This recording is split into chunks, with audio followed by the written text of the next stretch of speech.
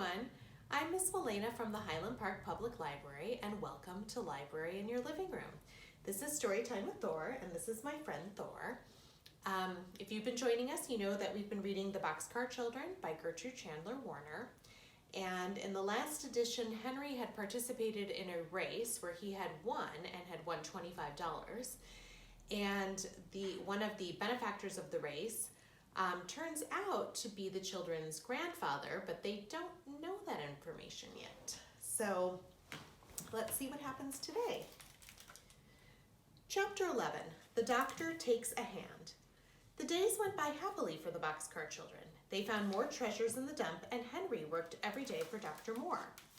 One noon, Henry came home with some new stockings for Benny. Benny was very happy about them and made everyone admire them. And when Jessie looked at the new stockings, she had a happy thought. She carefully washed Benny's old stockings and hung them up to dry. That afternoon, she and Violet sat down with the work bag between them to make a bear for Benny. "You must make a tail too, Jessie," begged Benny, watching her put on the arms and legs and head. "Bears don't have tails," said Jessie. "Your old bear didn't have a tail." "But this bear must have a tail," replied Benny, knowing that Jessie would put on the two tails if he asked her to. "What kind of tail?" asked Jessie at last. "Long and thin," said Benny happily, "so I can pull it." "Benny!" cried Jessie, laughing. But she made a tail, long and thin, just as Benny had ordered. "What's his name, Jessie?" asked Benny, when at last the bear was handed over to him. "I haven't thought about a name," replied Jessie. "Why don't you think up a nice name for him?" "Well, you made him out of my old stockings. Let's name him Stockings." "All right, Stockings it is," agreed Jessie, trying not to laugh.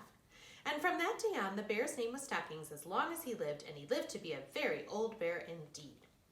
One afternoon, Jessie saw how long Benny's hair was getting, and she cut it with Violet's scissors. Benny stood quietly while she did it.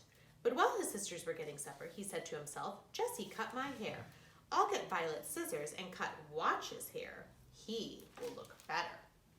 He found Violet's scissors and made Watch lie down on his side. Then he began to cut the hair off.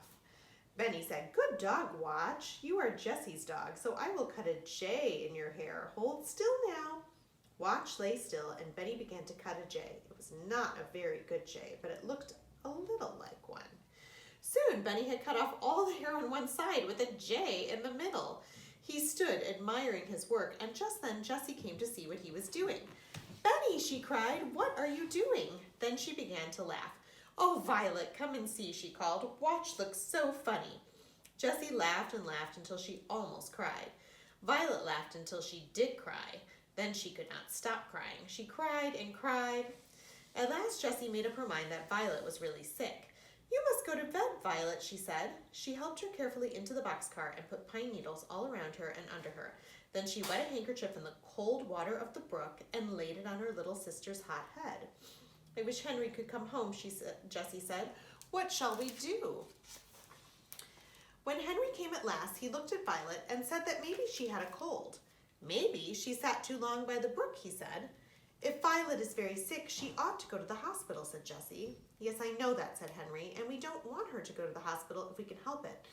We should have to tell her name." "Yes," said Jessie, "then Grandfather could find us." The two older children sat up with Violet. They put cold water on her head, but after dark, Violet shook all over, and Jessie was frightened. She covered Violet all over with pine needles, but still she shook. They could not get her warm. "I'm going to Dr. Moore," said Henry. "I'm afraid Violet is very sick." Then Henry started to run. He ran even faster than he had run in the race. Down the hill into the town he ran until he came to Dr. Moore's house. "Please come," he cried. "Violet is very sick." The doctor said, "Come and get into my car." He did not ask Henry which way to go, but the car went up the right road. When they came to the woods, he said to Henry, "Stay here in the car." He ran alone up the hill to the boxcar. It seemed like magic that he knew where to go. When Dr. Moore came back, he was carrying Violet in his arms. Jessie and Benny and Watch came too. They all got into the car. "Are you going to take her to a hospital?" asked Henry. "No," said Dr. Moore. "I'm taking her to my house." When they stopped at last, Dr. Moore carried Violet into the house and said to his mother, "Violet is very sick. We must put her to bed." Mrs. Moore hurried around, opening beds and bringing pillows, and Mary came from the kitchen with hot water bottles. After a while, Violet began to get warm. Then Mrs. Moore came to get the other children. "You must stay here all night," she said. She gave Henry and Benny a big bed, and Jessie slept in a little one, but Violet was so sick that the doctor did not go to bed all night. He would not leave her. He sat by her side until 10 o'clock in the morning. Before 10 o'clock, a man came to see the doctor. Mary told him he could wait, so he sat down in the living room. Soon, Benny came in. "Where is the doctor?" asked the man crossly. "He is up in Violet's room," answered Benny. "This means $5,000 to him if he will come down," said the man. "Oh, he can't come now," said Benny. "What do you mean, boy?" asked the man. "What is he doing?" "He's taking care of my sister Violet," said Benny. "She is sick." "And you mean he wouldn't leave her, even if I gave him $5,000? asked the man. "Yes," answered Benny, "that's what I mean." Then the man said, "You see, I have lost a little boy, and I think the doctor knows where he is. My little boy is just about as old as you are." "Well, if you don't find him, maybe you can have me," remarked Benny. "I like you." "You do?" cried the man. "Come and get up in my lap." Benny climbed into the man's lap. "Have you got a dog?" he asked. "No," said the man. "He is dead now, but you can see him in my watch. Here it is." Benny looked at the dog. "He looks like a very good dog," he said. "I have a dog too. His name is Watch." Just then, Watch came in with Dr. Moore. "Good morning," said Dr. Moore. "Benny, you can go and play with Watch." Benny ran out, and the man said, "Dr. Moore, where are my grandchildren?" "That little boy is one of them," said Dr. Moore quietly. "That beautiful little boy?" said the man. "Yes," said Dr. Moore. "They are all good children, but they are afraid of you. They are afraid you will find them." "How do you know that?" asked the man. "They have changed their names," said the doctor. He looked at the man in a queer way. "The big boy changed his name on field day. You saw him there." "I saw him? What did he change his name to?" asked the man. "Henry James," said the doctor. "The running boy?" cried the man. "The boy who won the free-for-all? I liked that boy. So I am his grandfather." Chapter 12, James Henry and Henry James. Dr. Moore went to get his mother. "Mother," he said, "this is Mr. James Henry Alden. He wants to take his grandchildren to live with him." "I am afraid they won't want to go with you," said Mrs. Moore, "until they learn to like you, and they won't want to go while Violet is so sick." "Can't I see them?" begged Mr. Alden. "I won't tell them who I am." "That would help," agreed the doctor. "If they grow to like you before they know who you are, things will be easier." "Yes," said Mrs. Moore, "stay here with us for a while. The children will learn to like you, and then we can tell them that you are their grandfather." "Thank you," said Mr. Alden. "I will go home and get some clothes and come back, and I will give you the $5,000. But Dr. Moore would not take the money. "I just want these children to be happy," he said. When Mary learned that she was to cook for Mr. Alden, she was frightened. "How can I cook for him?" she cried. "He has everything. He is a very rich man." "You can cook for anyone," said Dr. Moore kindly. "Just get one of your good chicken dinners and just make some cherry dumplings." At dinner, Mr. Alden saw all of his grandchildren but Violet. He smiled with delight when he saw Jessie come into the room in her quiet way. "Children," said Mrs. Moore, "this is Mr. Henry." Benny laughed. "Henry and Mr. Henry," he remarked. "That is funny." Henry shook hands with Mr. Alden before he sat down at the table. "Where have I seen that man before?" he thought. The children liked to hear Mr. Henry talk. He told them about a big cucumber in his garden. The cucumber was growing inside a bottle, and it couldn't get out. "Why not?" asked Benny. "It is too big," said Mr. Alden. "How did it get in?" asked Benny. "It was a little cucumber when it went in," said Mr. Alden. "A cucumber will grow just the same in a bottle. It will grow so big you can't get it out." "I'd like to see the cucumber," said Benny, stopping in the middle of his cherry dumpling. "Would you really?" asked Mr. Alden, delighted. "Someday you and I will go over and pick it." "And we can bring it to Violet," said Benny. "Yes, we'll bring it to Violet," agreed Mr. Alden. Henry thought again. "Where have I seen that man before? I wish I could remember." He could not remember, but he liked Mr. Alden very much. All the children liked him because he was kind to them. At last one day, Mr. Alden could see Violet and went softly into her room with some beautiful flowers from his garden. The children loved him when he patted Violet's dark head and told her that he was sorry she had been sick. He told her, too, about his garden where the flowers came from. "I'd like to see your garden," said Violet. "I love flowers." "How long are you going to stay, Mr. Henry?" asked Benny. "Shh, Benny," said Jessie. "I want to stay here as long as I can, my boy," said Mr. Alden quietly. Henry looked at the man again. He knew that he had heard him say "my boy" before. Now, where was it? He could not remember. After dinner, Mr. Alden sat under a tree reading. Henry was working in the flower garden in front of the house. He looked at Mr. Alden again and again. Suddenly, it came to him as the man smiled over his book. "It is is the same man who gave me the $25 prize and the silver cup, he said to himself. I didn't remember him at first because I was so excited when he shook hands with me. He took another look and said again, it's the very same man. Henry sat thinking for a little while. Then he got up and went to find Dr. Moore. Do you know who gave me the prize on field day, he asked the doctor. Do you know what his name was? James Alden of the Mills, replied the doctor. J.H. Alden, over at Greenfield. He did not look at Henry while he was saying it. Poor Henry was so surprised he almost fell over. That kind man, his grandfather? He went out and sat on the steps to think it over. To begin with, this man was too young. Henry had thought of his grandfather as being an old man with white hair, and Mrs. Moore had called him Mr. Henry. Could it be that the man knew he was their grandfather and hadn't told them? Then he saw that Mr. Alden was getting out of his chair under the tree. It's now or never, thought Henry. I have to know. He walked eagerly over to the man, who was going toward the garden with his back to Henry. Then the man turned around and saw how excited Henry was. Are you James Henry Alden of Greenfield? Henry said. I am, my boy, replied Mr. Alden with a smile. Does that mean you know that I know you are Henry James Alden? Yes, said Henry quietly. Then James Henry Alden shook hands again with Henry James Alden. Jessie and Benny came across the grass just in time to hear Henry say, but grandfather. Grandfather, cried Jessie. What do you mean, Henry? Yes, Jessie, said Henry eagerly. He's the man we have been running away from all this time. I thought you were old, said Benny, and cross. Jessie said so. I didn't know, Benny, said Jessie. Her face was red. To think of running away from this kind man. He did not seem to mind. He patted her on the head and said, let's go up and see Violet. There was no stopping Benny. He hurried into Violet's room, holding Mr. Alden by the hand and shouting, it's Grandfather, Violet, and he isn't cross after all. What do you mean? Asked Violet. Isn't he Mr. Henry? His name is James Henry Alden, replied her grandfather. My name is James Henry Alden, replied her grandfather. And my name is Henry James Alden, cried Henry. Well, well, said Dr. Moore. Violet held on to her grandfather's hand and listened to the rest talking excitedly. Where have you been living? Asked Mr. Alden at last. They all looked at each other, even Dr. Moore and his mother. Then they all laughed, as if they never would stop. You just ought to see, said Dr. Moore. What? Cried all the children all at once. You never saw it in the daytime? Is that so? Laughed the doctor. I have seen it many times in the daytime. Seen what? Asked Mr. Alden.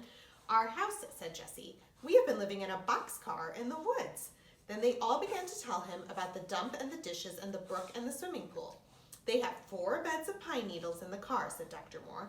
How do you know? Asked Jessie. Well, said Dr. Moore, the first day Henry worked for me, I walked after him as far as the hill. Why did you do that? Asked Mr. Alden. I liked him, and I saw he was a fine boy, and I wanted to see where he lived. But you can't see the boxcar from the hill, said Jessie. No, but I came back that night and looked around, said Dr. Moore. About 10 o'clock, cried Jessie. Yes, said the doctor. I stepped on a stick and you heard me. Our rabbit, cried Jessie and Henry. Watch barked. Yes, I heard the dog bark, so I knew you were in the boxcar. Then I went home. But you came back? Asked Jessie. Oh, yes, when you were picking cherries, I went up to see your house. I wanted to see if you had enough to eat and enough dishes. Why didn't you tell me? Asked Mr. Alden. Didn't you know they were my grandchildren? The doctor laughed. Yes, I did, but they were having such a fine time that I didn't want to tell. They got along very well until Violet got sick. Then I told you. I'm glad you did, said Mr. Alden. I have seen your house too, said Mrs. Moore. I went up one day and saw all your dishes. I liked your big pitcher and teapot. All of you have seen it but me, said Mr. Alden. Well, show it to you, cried Benny. I'll show you my cart made out of wheels and my pink cup. Good for you, Benny, said his grandfather, much pleased. When Violet gets well, we'll all go up there. If you will show me your house, I'll show you my house. Do you have a house? Asked Benny in surprise. Yes, you can live there with me if you like it. I've been looking for you children for a long time. Violet was soon well again, and one afternoon they all started out to see the boxcar. The doctor took them in his car. Many people looked out their windows to watch Mr. Alden and his grandchildren. They were glad that the children had found such a kind grandfather at last. When they arrived at their old home, they ran around all talking excitedly. Watch sniffed and sniffed all around, looking for the bone he had buried. Everything was the same. Here is the dam for the pool, said Henry to his grandfather.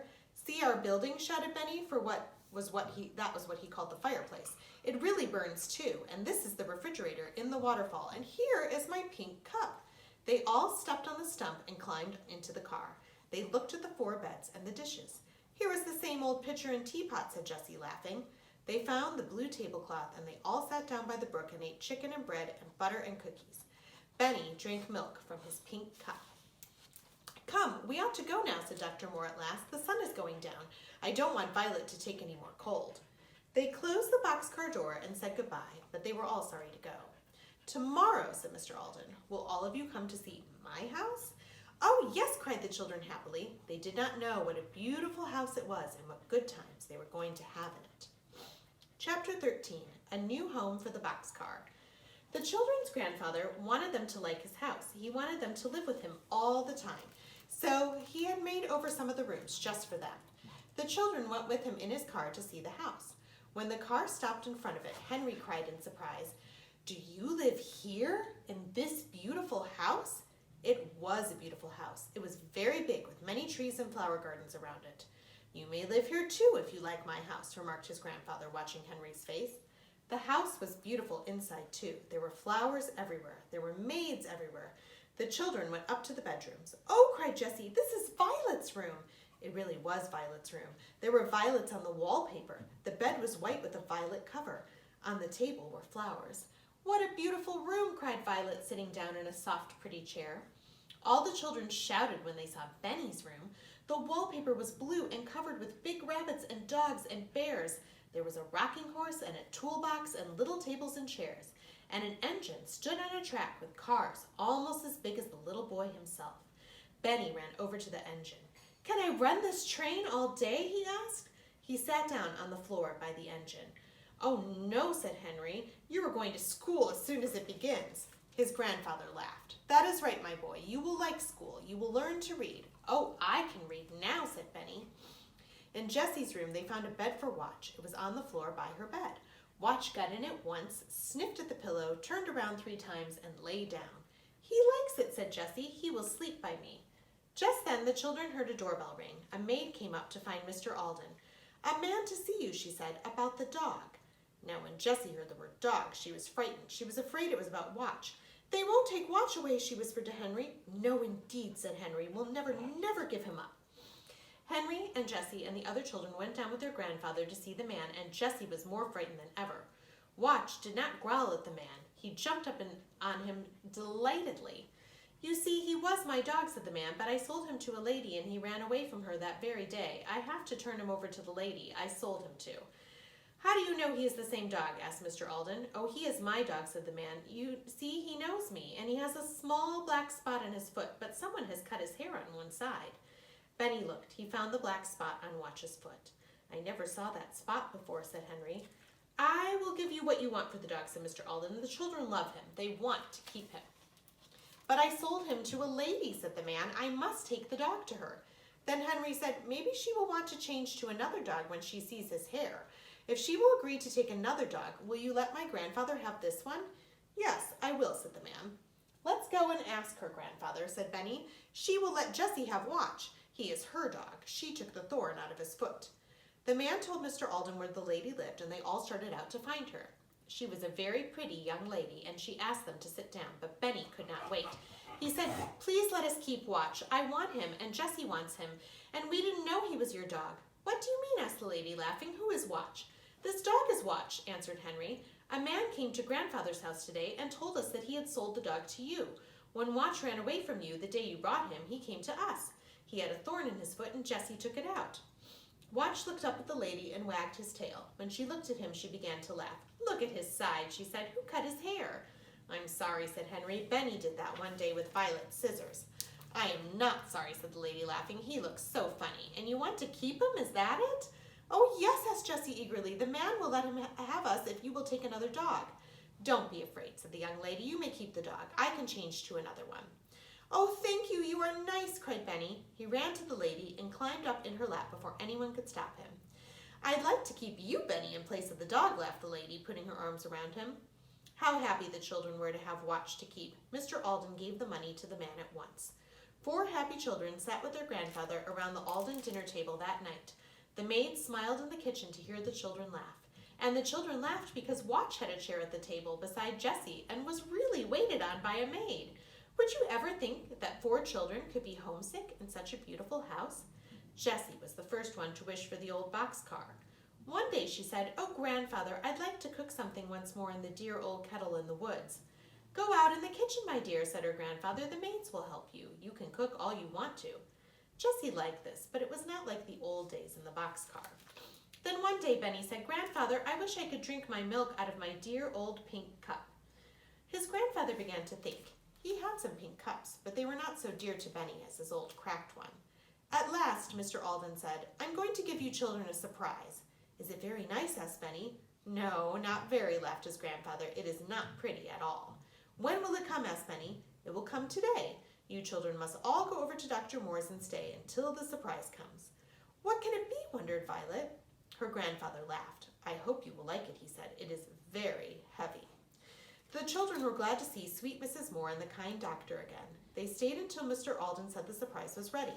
Then Dr. Moore and his mother went back with them into the big car. Mr. Alden was as happy as a boy. He took them by the garage and through the big gardens, and at last they came to a garden with a fountain in the middle and trees around it. Near the fountain was the surprise. It was the old boxcar. The children ran over to it with cries of delight, opened the door, and climbed in. All the things were in place. Even the old dead stump was there to step on. Here was the old knife, which had cut butter and bread and vegetables and firewood and string. Here was Benny's pink cup, and here was his bed. Here was the big kettle and the blue tablecloth. Here was the pitcher and the old teapot.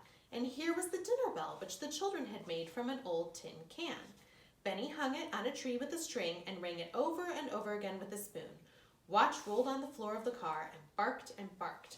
Then he began to sniff at everything. "He's looking for the bone he buried," laughed Benny. "How they love the old boxcar," said Mrs. Moore. "I like to see them so happy." "Thank you for the surprise, Grandfather," said Violet. "We'll never go away from you again."